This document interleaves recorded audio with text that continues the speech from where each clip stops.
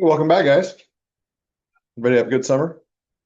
Yeah. Everybody's ready to come back for the fall semester and for the summer to end. Is that everybody? No. I'm in that category too. I was telling my graduate students, because that's my first class in the morning, I was saying it's a little bit bittersweet because on one hand, I don't want the summer to end because I really, really enjoyed goofing off. But I also really excited to see everyone when they come back. So if I could continue goofing off and see you all, that would be great. But unfortunately, we haven't been able to figure out a way to make that work. I'm already off to a rollicking start though, because I tried to sign in to a Truman State account with my personal email, which I created like 25 years ago. It's bigspooky1@hotmail.com. So that's probably not the most embarrassing thing I will tell you all about myself this semester. So I'm just starting off well. All right. So a couple things before we get into the nitty gritty. So I have got a sign or a seating chart here. I want you to know that you're not bound to the seating chart, but I've got a bit of a problem in that I did not teach many, or I taught half the class AIS 2 semesters ago, back in the fall. And then the other half of you were with now the late Professor Greiner. He's not died, he's just gone. But so I know half of you pretty well. Another half I know reasonably well because I did fill in for class, but I'm just still having trouble putting faces to names. So I would like to make sure I get a better grasp of that. Usually it's not a problem because I've had everybody for a semester, but I've only had a few of you for a couple of weeks. So that's why I'm doing this. If you want to get up and move around to move to a different place in the classroom, that is perfectly fine. I'm just trying to do a better job because I am terrible with faces and names. Dr. Caden teases me mercilessly about this, which you'd think she would be a better person, but that's just the way she is, you know. Actually, if you know Dr. Caden, she's not that bad. She's pretty great. Hand that out, and so you guys can sign in. So for those of you who have not had for a course before, welcome. You're in for a treat. For those of you I have had for a class before, welcome back. You're in for the same old, same old. So I'm Dr. Barnes. I'm the accounting and AIS professor here at Truman State. I also teach forensics at the graduate level, and I'm really excited for this semester. We've got my favorite course to teach. This is the course that I've been teaching the longest out of any of the classes that I currently teach. I've been teaching auditing since my second year here. It took me a while to get the rhythm down. Now I feel like I do a pretty good job in the auditing course, which is saying something because it's very heavily lecture-based, and I don't like lecture-based courses, but I think that I do a fairly good job with it. Hope you all feel the same way. I do my best to try to keep it engaging and upbeat, and hopefully you'll learn something as part of the process. So we're going to be in this classroom at 1:30 every Monday, Wednesday, and Friday. My office hours are immediately before and after this class on Monday, Wednesday. I don't have official office hours immediately after this class on Friday, but you are more than welcome to come talk to me if I'm there. I also have office hours on Tuesdays from 12 to 3, and Thursdays I generally don't schedule office hours, but I'm usually here. If you want to meet with me outside of office hours, you are more than welcome to just reach out to me via email and say, Dr. Barnes, can we meet? And I'll usually say, heck yeah, or something to that effect. If I can't meet with you, or if I'm just not able to come to campus, then we can set up an email or we can set up a Zoom. I will do everything I can to coordinate with you. Whenever you communicate with me, I'll do my best to reach out and get back to you as soon as I possibly can. That is my promise to you. So as far as this course goes, we've got some materials that I want to talk about. So it is the Messier, Glover, and Fraud Auditing Assurance Book 2025 release. I have I have a love-hate relationship with this book. I think this is the best book on the market, and I think they do about 90% of the things that's in that book. I think they do really, really well. All right. And let's be honest, if anybody in this classroom said I could do 90% of the things that I do in the world really well, would you take that? Yeah, I mean, think yes, like I could get 90% of the questions on an exam correct. I think I'd be pretty happy with that. Yeah.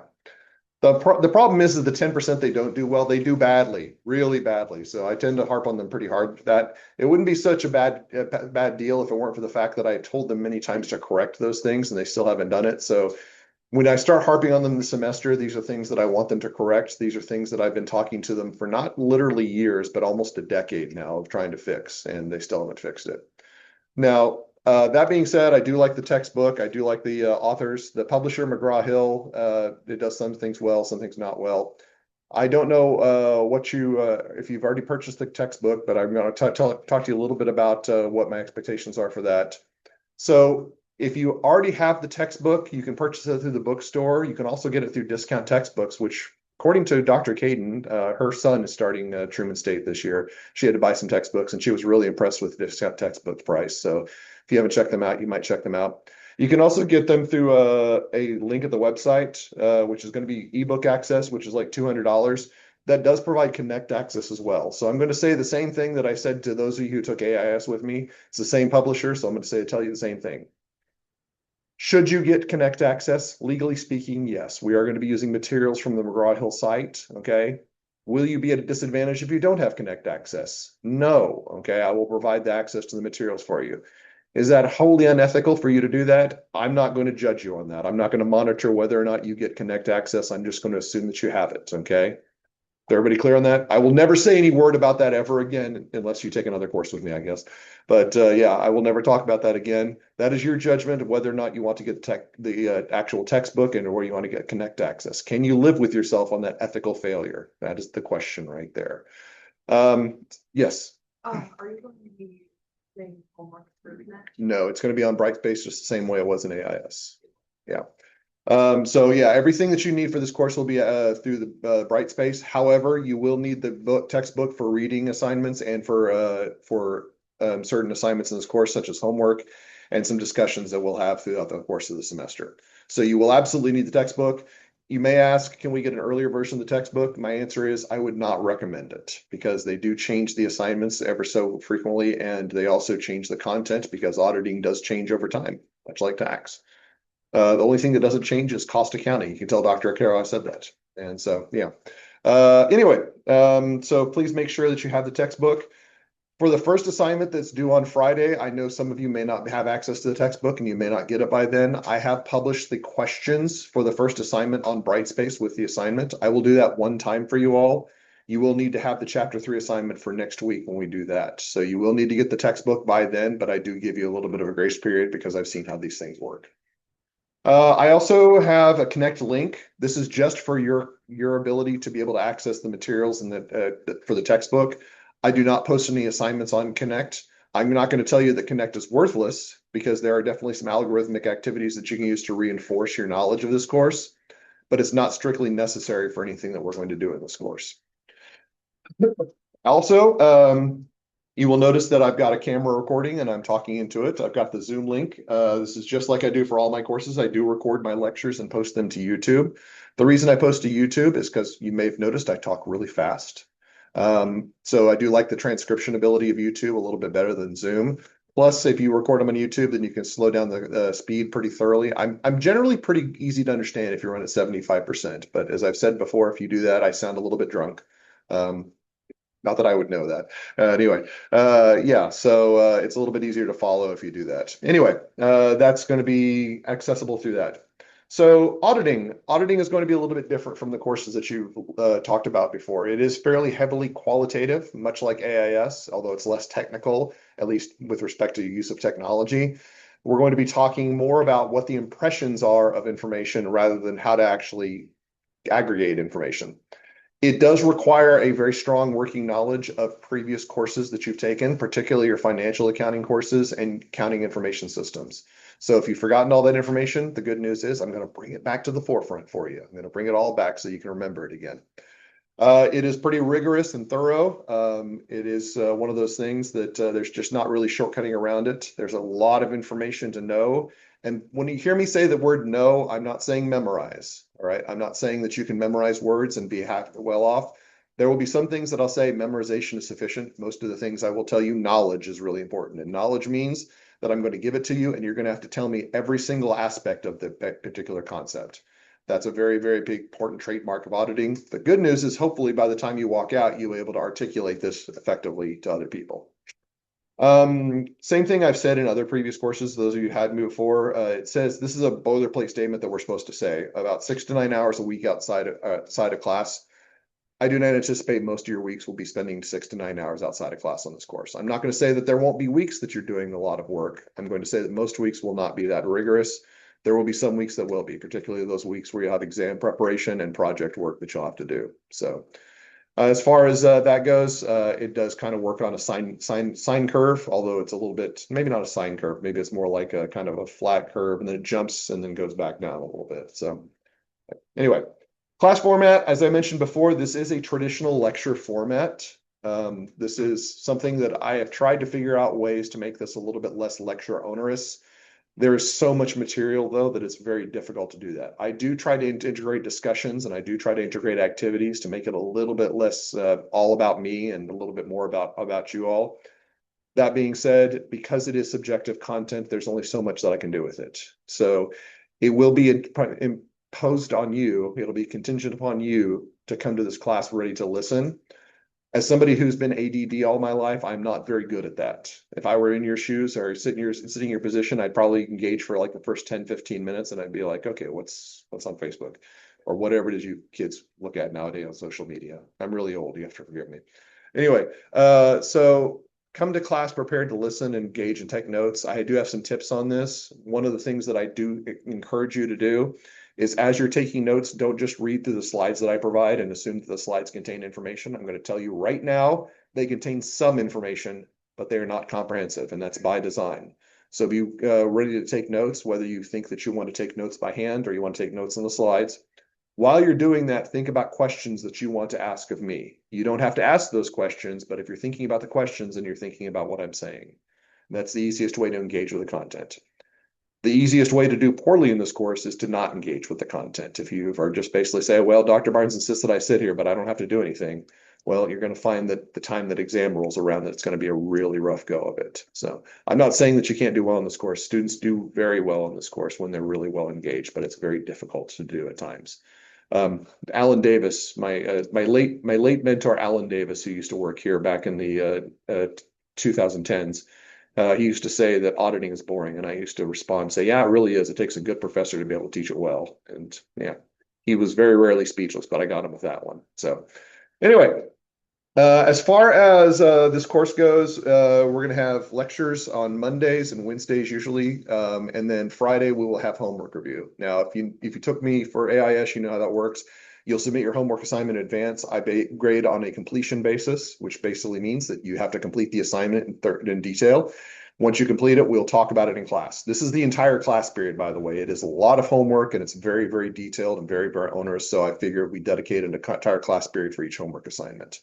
Some homework reviews will not take as long as others, but most of the time we'll be doing the full 50-minute homework review. So I'll talk a little bit more about homework and my expectations for that. It is a little bit non-traditional, but I think it's effective as long as you follow the process. As far as assignments in this course, we have our first assignment, as I said, on Friday. That is your your substantive interaction assignment as well for this course. Never really remember substantive interaction from the other courses. If you complete and submit that assignment, you're showing me that you're here and you're active and present. If you don't complete it, I'm going to reach out and say, hey, what's going on? And hopefully you submit it pretty quickly after that. But substantive interaction is the one thing to make sure that you're actually here and you're ready to take the class. Otherwise, they drop you from the course. So just fair warning. All right, let's talk really quickly about the homework assignments as far as the course goes. So homework assignments are pretty traditional. They're 5 points apiece, and there's about 12 of them, or actually 11 of them. 5 points is going to be something else, which I'll talk about when we get to chapter 4. But there are 11 of those, 5 points apiece, 55 plus another 5 that I'm going to allocate for something else. They are pretty straightforward. I'm going to give you several multiple choice questions that you'll have to answer, and then there'll be a few problems along with in many situations, an Excel learning assignment. It's actually a work paper activity, which you'll work through and answer the questions. It'll become a little bit more obvious as we work through the activities, but they're meant to expose you to what audit documentation looks like. The most difficult part of this process is actually going to be the multiple choice questions. And just so you know, I'm not a big fan of multiple choice questions in general. I think that they're very inelegant ways of asking about knowledge content. But some of you may know, because you're all accounting majors, there's an exam that many of you are prepping for at some point in the future. Does anybody know what that exam is? CPA exam. Yeah, CPA exam. And guess what they ask on the CPA exam? Multiple choice questions. So you do have to know how to engage in that. And if you were saying, well, Dr. Barnes, can I avoid this because I'm not taking the CPA exam? My expectation is that many of you or everyone in this room is going to have a professional certification at some point, and that's pretty much true for all professional certifications. So we're going to be experts at answering multiple choice questions by the time that we do this. So how do we go about this? Well, in addition to answering these multiple choice questions, you are going to have to articulate your rationale behind these multiple choice questions. So what that means is I will give you A, B, C, and D. You will circle or write down whichever one you're answering, and then you will provide me with a 1 to 2 sentence answer of why you chose that particular question, okay, or why you chose that particular answer. You will do that for every multiple choice question that you answer on a homework assignment in this course. Is that meant to make you do extra work? No, no. In fact, I'm actually giving you less work than I've done in the past because several years ago I had my students answer all 4 multiple choice questions. They had to give me a rationale behind it. That got a little bit that was a bit much. That was a bit much. Students kind of backlashed on that, but I understand. I'm not trying to do it to make you do extra work. I'm trying to get you to think about why you're answering the questions and be able to use process of elimination for things that are not correct. All right. So this has been very effective. It actually, when I implemented this back in my, I think it was 2022 was the first year I did this. This multiple choice performance on the exams jumped by 20%. So this has actually it's anecdotal, but it's pretty strong evidence that this has been very effective. Now, there is something that's kind of caused a little bit of a hiccup in the past few years, but we'll get to that later on in the syllabus. All right. So multiple choice questions, you will have to provide me with a justification for your answer, 1 to 2 sentences explaining the reason for your answer. Problems are pretty straightforward. You have to provide the justification based on the question and the problem, and you'll have to fill out the spreadsheet. That's going to be pretty much consistent what you'll be doing for homework assignments. You'll submit that, you'll come back to class, we'll talk about it. That's pretty much it. There's also going to be a few chapters where we're going to have discussion assignments. Now, this is going to be a little bit non-traditional as well. Discussion assignments are you're going to be preparing before class, and these will take place almost exclusively. Well, I won't say exclusively. They're usually on Wednesdays, but this semester is a little bit weird. Usually on Wednesdays, but I think not so much this semester. They will take place in the middle of a chapter when we're covering it. So our first discussion will be chapter 3, which will actually take place this coming Monday. What you will do is over the weekend, you will look at the discussion, you'll prepare your answers, and you'll come to class ready to discuss. Why is this important for me to articulate? One, there is no deliverable for a discussion. You do not post anything to Brightspace. Now, I'm going to say this again. There's no deliverable discussion. I fully expect somebody's going to ask me, where do I submit this on Brightspace? So do we deliver this on Brightspace? No, there's no deliverable on Brightspace for the discussions, for any of the discussions.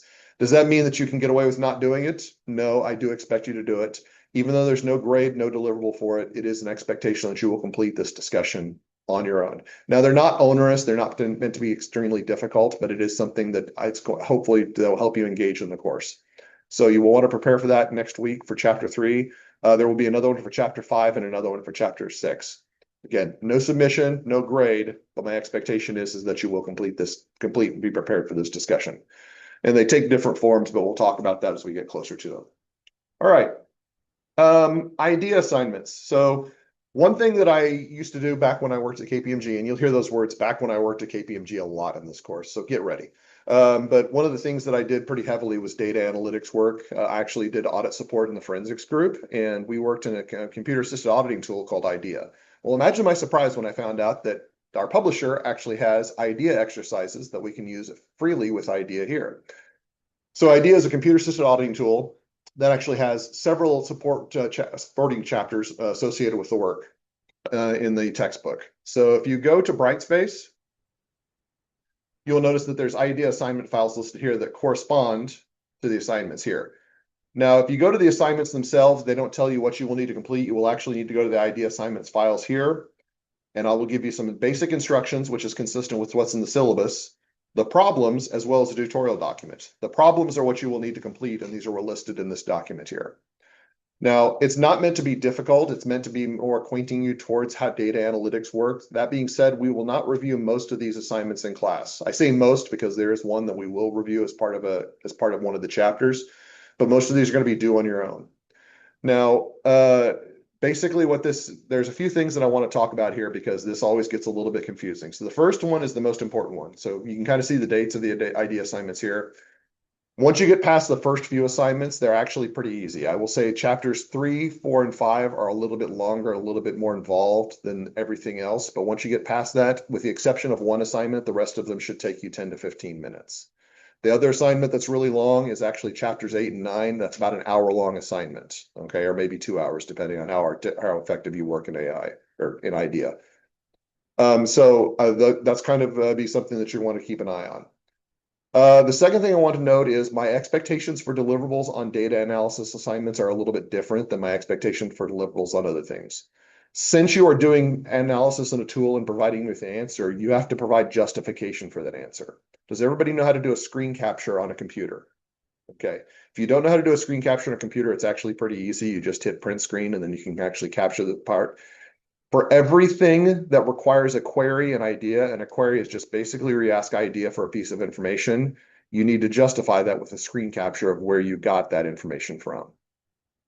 Now, when I say everything, I legitimately mean everything that you captured idea, information idea.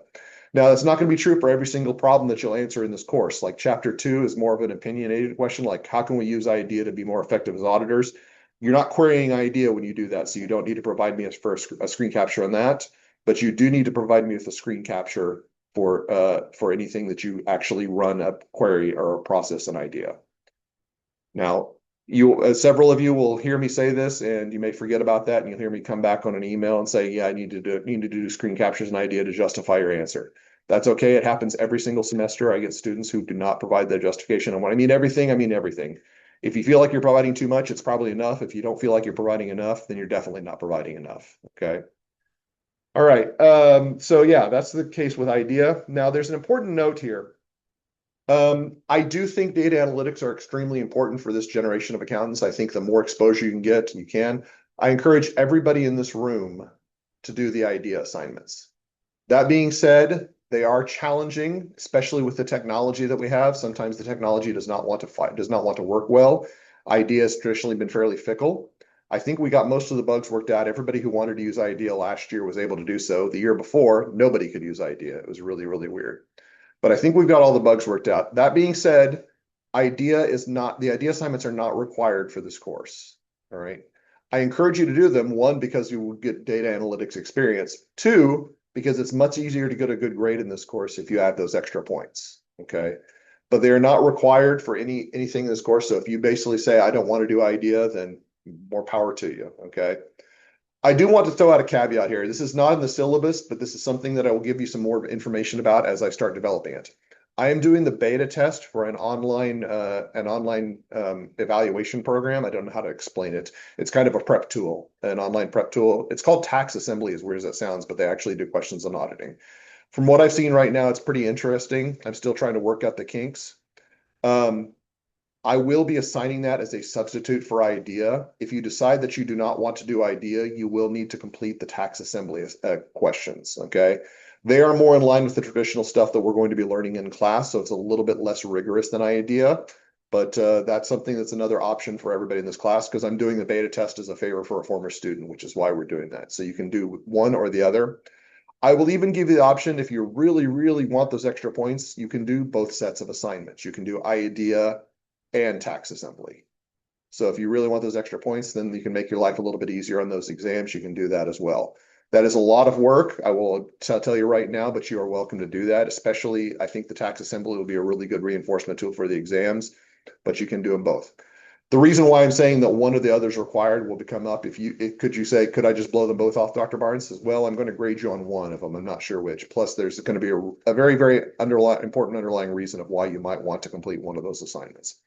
But I will give you more details about that once I have them. I'm still working out the kinks of that and working out the nuances. I don't have that ready to prepare, but that will be something that will be a substitute for IDEA if you choose not to do IDEA. All right. So I do have a project assignment in this course, or sorry, semester project in this course. It's called the Excel assignment. It's only the one Excel assignment. It's worth 20 points. Basically, it's going to be developing a financial analytic on a set of companies that are competitors to one another for purposes of planning an audit. This is something that I did pretty regularly back when I worked at KPMG. I told you I was going to say it a lot. But when I did that and worked back at KPMG, there was a lot of preparation and initial evaluations analysis that's going to be performed. Some of the things that they're going to seem very, very straightforward and very, very basic, but nobody in this room, to my knowledge, other than me, knows how to do an analytical procedures just yet. So I can't really explain the details of the assignment. The instructions are on Brightspace, but there's a few things missing, such as the companies that you've been assigned and the example document that you will need to complete the assignment. I will give you that a little bit later. I'm having my GTRA work on that right now as an example. You will have a template that you can kind of work from to actually develop this, but it is really important that you do the work on your own. I will say this again later on this semester. This is one of those assignments that will sneak up on you. It's due at the very beginning of November. If you wait to do it like the week of, you probably will not have as much success as if you do it over the course of several weeks. Once we get past the first exam, you will have all the knowledge you need to complete this assignment, so you can start working on it then. I will try to remind you at that point. Do not wait till the last minute to complete this assignment. It is not difficult. It is time consuming. Okay. So please make sure you remember that. Professional interaction write-up. Did Professor Griner do this in his class? All right, then I guess I got to talk about it. So this is something I do in all my classes, and the AIS students who took me are just kind of like, yeah, we remember Dr. Barnes. We got to go sit in something and listen to somebody. Yeah, that's it.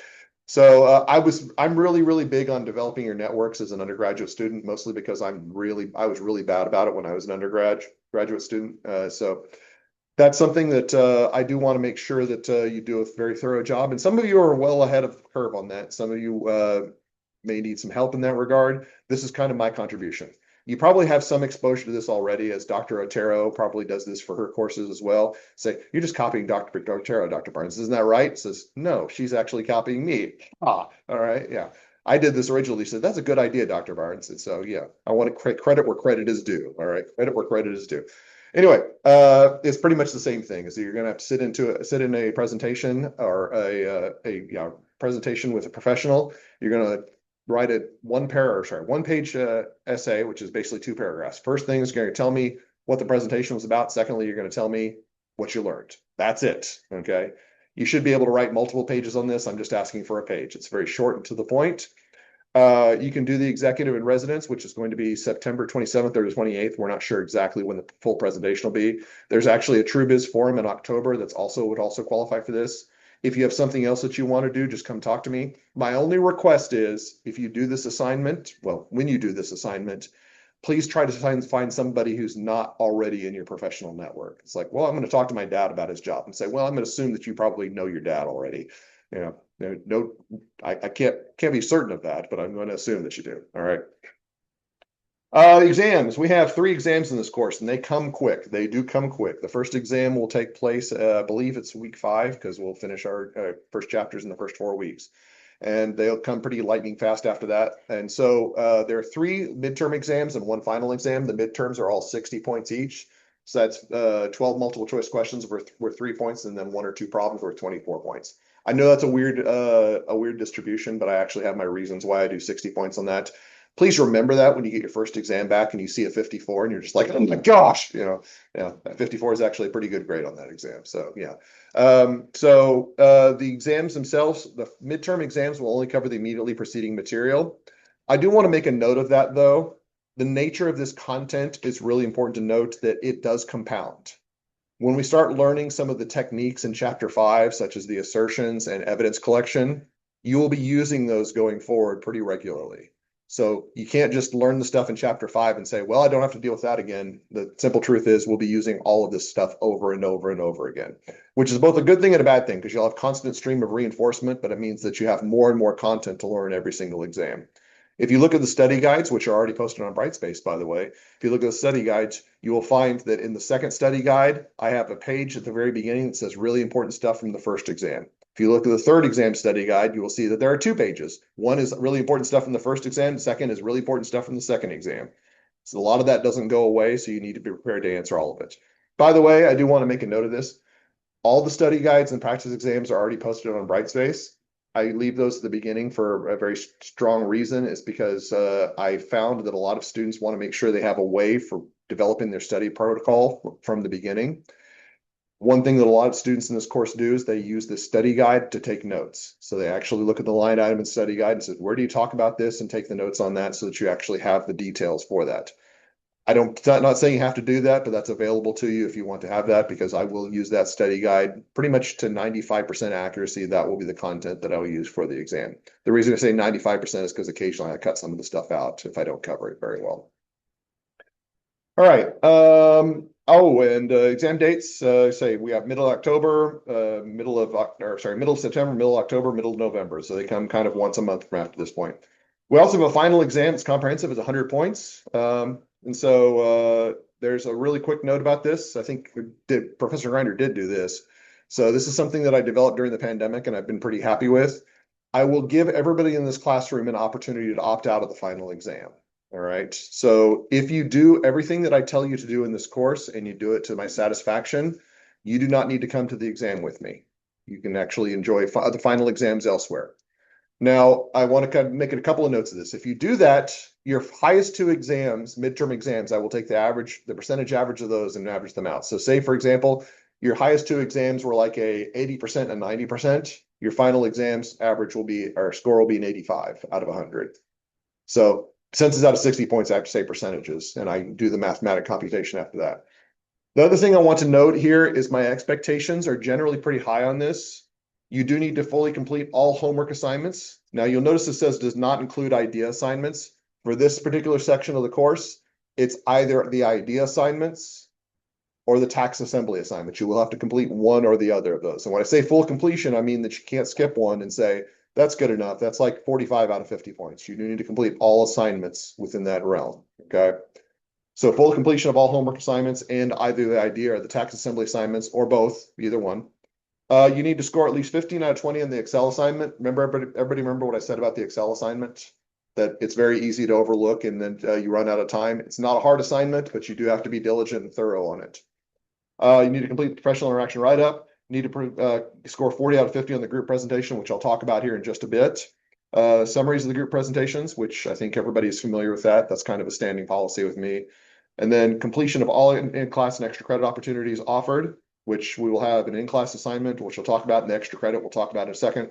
And then the big one, this is the one that's kind of the deal breaker for most people. No unexcused absences. All right. Part of the reason why I want to make sure I learn your names is because I want to see whether you're not in class. I will not take attendance, but I will notice if you're not in class. It's also not difficult for me to count. If I know that there's 22 people enrolled in the class and I see 21, I know somebody's missing. And there, the deduction is pretty straightforward. Okay, so no unexcused absences. We'll get into my absence or my attendance policy here in just a second.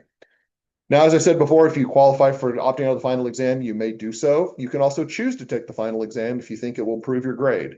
It's important to note that if you choose to take the final exam, you will have to stick with that grade that you get on the final exam. It's not one or the other. It's one, or it's not one. You don't get the option of whichever's higher. You get the option of whichever one you choose. So if you say, I'm going to sit for the final exam, Dr. Barnes, then you're stuck with whatever grade you get on that. I don't think that's actually hurt anybody in this particular course, but back when I used to teach 221, it did hurt a couple of students pretty badly because they said, oh, I'll just sit for the final exam and I'll just take whatever's higher. They made an assumption that was a very dangerous assumption. So please make sure you're aware of that. All right, so group presentations. I'll be honest, I was trying to figure out a substitute for this one. I've been kind of moving away from group presentations. And the simple truth is that there's an importance to group dynamic, particularly in auditing. And so I have not found a good way to move away from this. So I think that we're going to stick with this for this semester. So there's some topics that I'm not going to cover in a lot of detail. You'll hear me allude to them, but we're not going to cover in detail. And so we're going to have presentations at the end of the semester. Now, I believe there's 22 people in this class, which is probably going to be I don't know. I haven't decided yet. It's either going to be 4 or 5 groups. I think probably 4 groups. So 2 groups of 6 and then 2 groups of 5 is think what we're going to be doing. But basically, you as a group will prepare a presentation over a topic that's on this list up here. And there are 6 items on the list. It is first come, first serve. So if you have one that you're looking up there and says, I want to do that one. If you're like, I really want to do system and organization control reporting because our systems, say system and organization controls, because who wouldn't? I mean, come on, SOC reporting, amazing. Its enthusiasm level is just palpable in here. That's all I can tell you. Anyway, I always say that's the one that I really want to see, and everybody's like, yeah, whatever, Dr. Barnes. Yeah. Anyway, if you have one on the list that you want to do, then you might want to get your group together and make that selection quickly. We'll talk about this more as we get closer to the middle of the semester. I will try to finalize the group memberships and the group presentations. My policy of this is pretty straightforward. If you have people that you want to be in a group with, let me know. It does not need to be a full group, but if you have a full group, great. Okay. I think we're going to do 5, 5, 6, 6. If you say, oh, I've got 6 people I'm being in a group with, can I do 7? My answer is no. Okay. It is going to be 5, 5, 6, 6. If you have only a few people that you want to be in a group with, but it's not as many as 5, you don't have a full group of 5, just let me know and I will try to make sure that you fit in a group of those people. If you don't have any preference, if you don't have any group that you want to be a part of, I will put you into a group. Okay. So just all you have to do is let me know if you want to be in a group with certain people and give me that information up front. I will talk more about this as we get closer to the end of the semester, but I do have some expectations as far as presentations go. I've got an entire rubric guidelines document filled out, which basically says, here are my expectations for every point of the rubric. So you can look at the rubric and see what that says, and then you can see what my personal interpretation of the rubric is and what I'll be looking for. Truman students, by and large, do really well in these presentations. They average about 45 points on the presentations. I've had a few that have gotten close to 50. I don't think I've ever had the perfect presentation. Still waiting. But I've had some students who've done really, really well. Getting 40 points on this should not be a difficult task for anybody in this room. Getting 45 should actually be pretty easy based on your reputation on this. And then I will require you to do summaries. I'll talk more about the summaries, why that's the case here later on in the semester, but it's just basically if you're planning on opting out of the final exam, you'll have to prepare summaries of the other group's presentations. Fortunately, it's only going to be 3 other groups, so your summaries can be pretty straightforward to the point. Subjective assessment, all that basically means is that I'm going to evaluate your performance over the semester and I'm going to give you a subjective grade. 90% of the students in my courses get about 30 out of 30, not about, get exactly 30 out of 30 on this particular grade. The reason why is that I want to reward you when you put the effort in, even if it's not necessarily the grades are not there.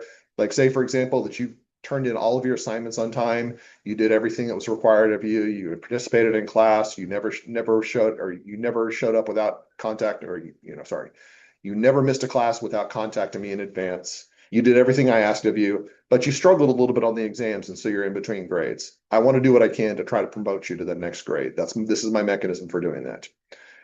If you don't want to follow the rules of this class, this is also my mechanism for punishing you, okay? I don't like using this as a punitive tool. It's not something I enjoy, but it is there. So you will lose points if you don't follow instructions. I will generally remove some points if you fail to complete an assignment, or if you fail to do something that I request of you in class, like a discussion assignment, like if you don't participate in a discussion that I've asked you to. The big way to lose points on this one is to have an unexcused absence, okay? If you don't show up for class and don't notify me, then that's where you start losing points. That also means that you're automatically disqualified from opting out of the final exam. So this is one thing to note. So my general policy is first unexcused absence, you lose 5 points. Next unexcused absence, you lose an additional 10 points. The third unexcused absence, you lose the final 15 points. If you start missing past the third unexcused absence, I do reserve the right to adjust your grade downward as I see fit. That seems really, really unfair, but that just shows you how serious I am about making sure people show up for class and engage in the course, okay? I don't ever want to have to approach that particular point. I don't want to ever get to that point where I have to think about that, but that is something that I reserve the right to do. So please keep that in mind. Here's the grade breakdown.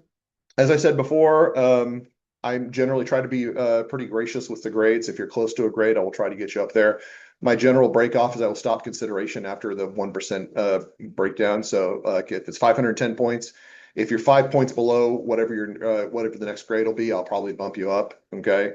That being said, if you're out past the 1% threshold, then it will take some real serious consideration on my part. Okay. I'm not saying it's never, but just get yourself to the midpoint and you should be fine for whatever grade you're looking for. Participation and attendance. This is the most important thing in this class. I am a very strong advocate for the notion that you do have to be engaged in this course to be able to do well. I've had some students who've attended very heavily via Zoom because I gave that option to say, if you can't attend, try to attend via Zoom. And it did not go well for those students. By and large, I have not had much success with students who attended via Zoom. This was a big thing back during the pandemic, during 2021, 2022. Half the classes showing up via Zoom. I taught a 221 class that was 47 students. We had about 12 students that were in person and everybody else was online. This is anecdotal, but this is a true statement. The lowest grade on the in-person student exams for one of my exams was higher than the average of the online students. So the online student average was lower than the lowest grade of the class. That's a metric I can't make up. It is very, very hard to engage with this content normally. It's infinitely more difficult if you have things distracting you. If you're in front of your computer and you're looking up things online that are not relevant, you're not listening to me and not hearing and not engaging in the content. And I can't tell you how badly that'll hurt your grade. I can tell you it'll hurt your grade very, very badly. So it's really important that you're here and you're present. I understand that's not going to be practical in every situation. Some of you may have commitments that are outside of the classroom that you can't make every classroom for, which is why I make the lectures available. But if you have the possibility of being here in class, I encourage you to do so at every single possible opportunity and make sure that you're paying attention to things. I will tell you right now, if you're engaged and try to do well, you will do infinitely better than if you just kind of blow it off and just say, well, I will just catch up on reading the slides or reading through the book. Okay. Can you learn the material? Yes, it's much more difficult that way. So if you are not able to attend a class, basically I'm going to give you the protocol that you all are all adults. I'm going to trust you as adults. If you can't attend class, all you have to do is tell me I'm not going to make it to class. That's it. Okay. You don't have to give me a reason why you're missing. I don't require a doctor's note. I don't require anything for like that. I'm going to trust that you're going to be an adult and you're going to be responsible. And to be honest, sometimes I don't really want to know. I had some descriptions of gastrointestinal issues that I really did not want to have shared with me. Okay. So yeah, you just need to tell me that you will not be able to make it here, and I'm going to say, all right, I hope you start feeling better or whatever. Actually, I won't say that because I won't know what the reason is. Just say that you can't make it. If you start doing that regularly, I may question. I may say, is everything okay? You missed a lot of class. But if you do it a few times, no questions whatsoever. I'm just going to say, you're doing your thing. I'm doing my thing. Um, as far as the attendance policy goes, if I do request that you tell me in advance. I do understand things happen. Like say, for example, you oversleep. I'm going to first of all say, what, 1:30 in the 1:30 p.m. in the afternoon? It's like, what were you doing? And so, or maybe you had like something like a flat tire or something like that, and you just didn't get back. The protocol is pretty loose. It's basically saying, get to me when you can get to me. If you can let me know in advance, that is preferable. But if certain situations warrant that you can't tell me until after the fact, tell me as soon as you possibly can.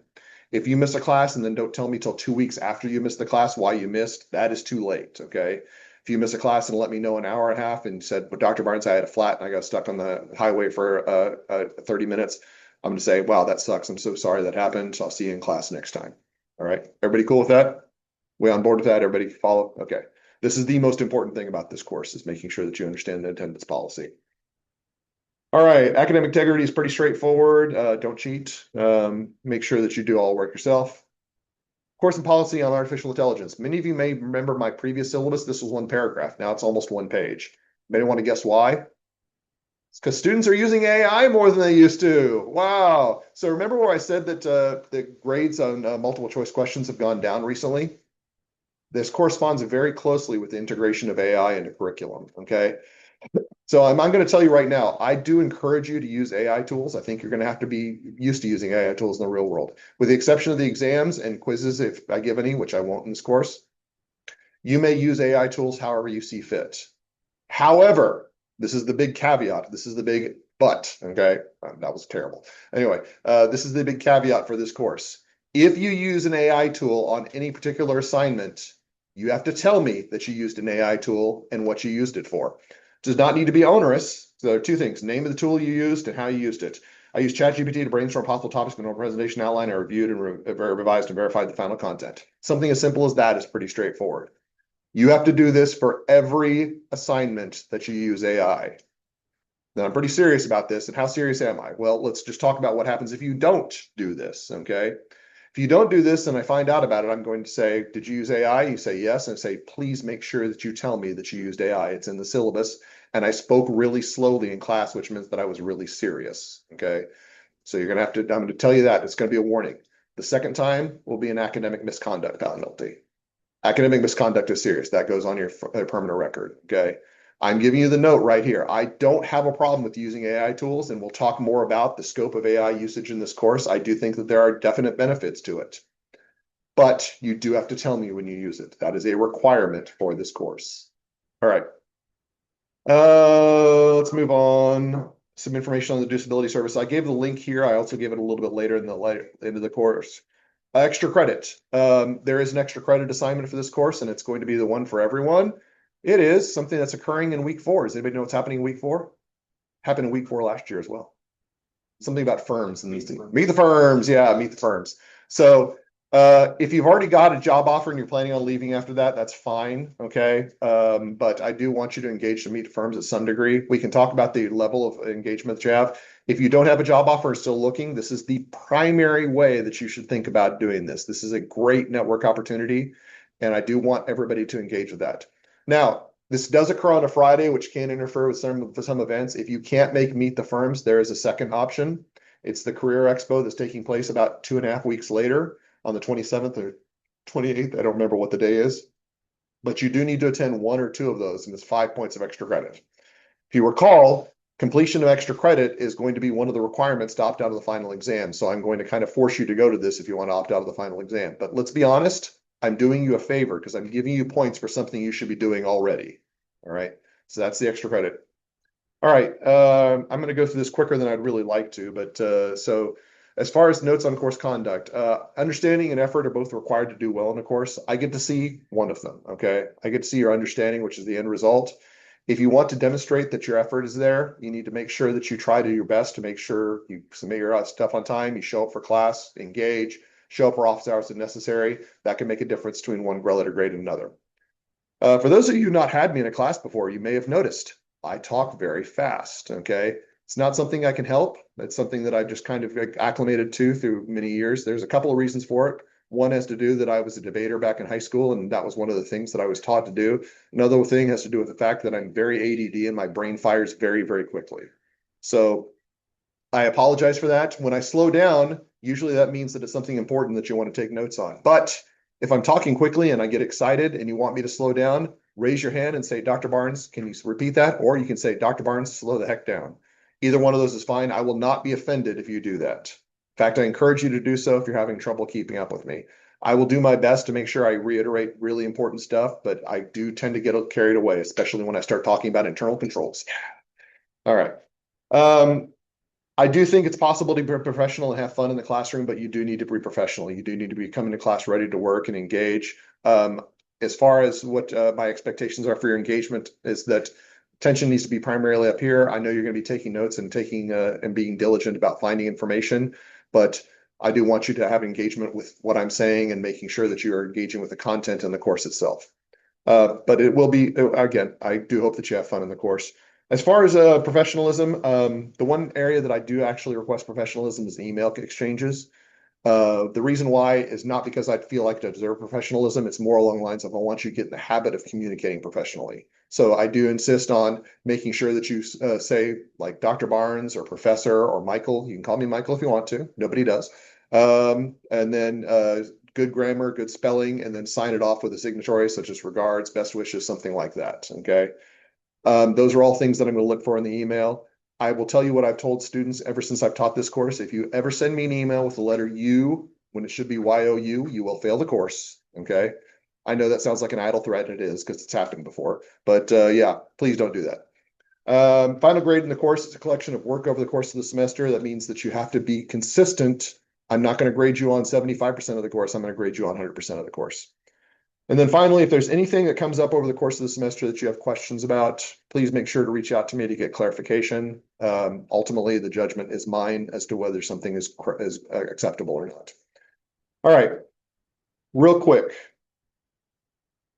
Here's the disclosure of all the different sites with the information on syllabus, the required syllabus disclosures. You can look those leisure. I'm sure you've probably seen those before in other classes. If you have a problem in this course and you cannot reconcile it with me, which has not really ever happened, but I do have to make this disclosure, you can reach out to one of my two bosses. My first boss is Dr. Caden. Does everybody know Dr. Caden? If you don't know Dr. Caden, learn to know Dr. Caden, because first of all, she's wonderful. Okay. Secondly, she's very, very helpful. And I don't really have a third, but those are two really good ones.